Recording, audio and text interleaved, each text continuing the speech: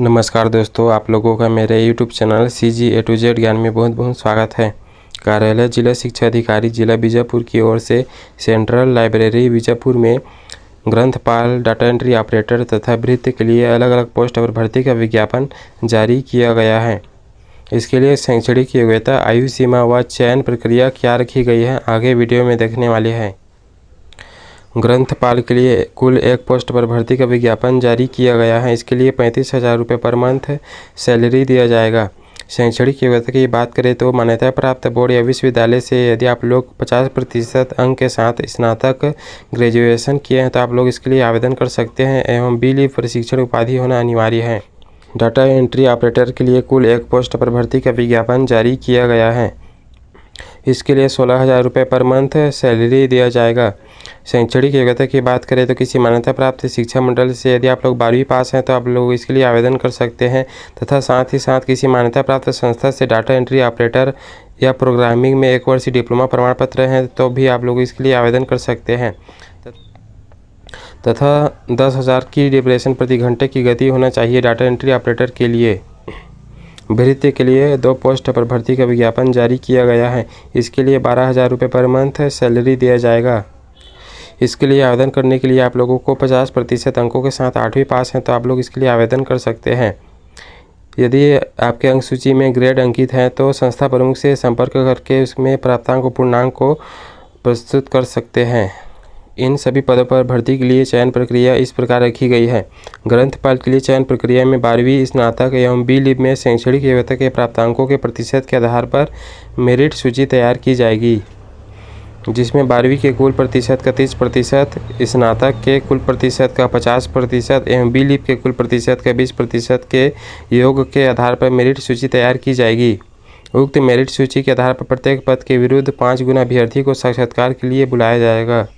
अंतिम चयन सूची शैक्षणिक योग्यता के अंक एवं इंटरव्यू में प्राप्त अंकों के आधार पर तैयार की जाएगी, जिसमें शैक्षणिक योग्यता का अंक एवं साक्षात्कार के 20 अंक के प्राप्तांक के आधार पर अंतिम चयन सूची तैयार की जाएगी। डाटा एंट्री ऑपरेटर के लिए चयन प्रक्रिया इस प्रकार रखी गई है। चयन प्रक्रिया में 12वीं के शैक्षणिक योग्यता के प्राप्तांक के आधार पर मेरिट सूची तैयार की जाएगी। उक्त मेरिट सूची के आधार पर प्रत्येक पद के विरुद्ध 5 गुना अभ्यर्थियों को कौशल परीक्षा के लिए बुलाया जाएगा।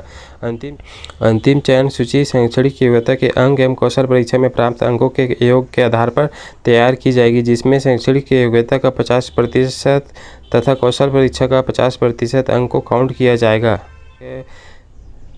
भृत्य के लिए चयन प्रक्रिया की बात करें तो इसमें 8वीं कक्षा के शैक्षणिक योग्यता के प्राप्तांक के आधार पर मेरिट सूची तैयार की जाएगी। चलिए अब जानते हैं कि अपना आवेदन पत्र कहां पर भेजना है। आवेदन पत्र कार्यालय जिला शिक्षा अधिकारी जिला बीजापुर पिन नंबर 494444 के पते पर पंजीकृत डाक या स्पीड पोस्ट के माध्यम से अपना आवेदन पत्र को भेजना है। आवेदन जमा करने का लास्ट डेट 26 जुलाई 2024 तक रखा गया है। अनुसूचित जनजाति श्रेणी के पद पर आवेदन करने वाले अभ्यर्थियों को सक्षम अधिकारी से जाति प्रमाण पत्र प्रस्तुत करना होगा।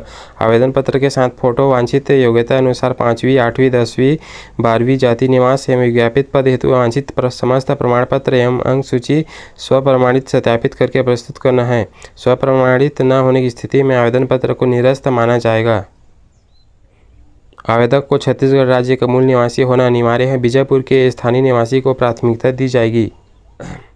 आयु सीमा की बात करें तो आवेदक की उम्र ग्रंथपाल पद हेतु 1 जनवरी 2024 की स्थिति में न्यूनतम 21 वर्ष एवं डाटा एंट्री ऑपरेटर तथा भृत्य के लिए न्यूनतम 18 वर्ष होना चाहिए एवं अधिकतम आयु 35 वर्ष से अधिक नहीं होनी चाहिए। आयु की गणना 1 जनवरी 2024 की स्थिति में की जाएगी। उम्र की पुष्टि हेतु 5वीं, 8वीं या फिर 10वीं की अंक सूची प्रस्तुत करना अनिवार्य रखा गया है। आवेदन पत्र का प्रारूप इस प्रकार है, जिसे भरकर आपको स्पीड पोस्ट या पंजीकृत डाक के माध्यम से भेजना है। इसका नोटिफिकेशन डाउनलोड करने के लिए मेरे वीडियो के डिस्क्रिप्शन बॉक्स में दिए गए लिंक में टेलीग्राम चैनल के लिंक में जाकर इसका नोटिफिकेशन देख सकते हैं व डाउनलोड कर सकते हैं। इस प्रकार का अपडेट पाने के लिए मेरे YouTube channel CG A to Z ज्ञान को सब्सक्राइब करें। वीडियो को लाइक और शेयर जरूर करें। धन्यवाद।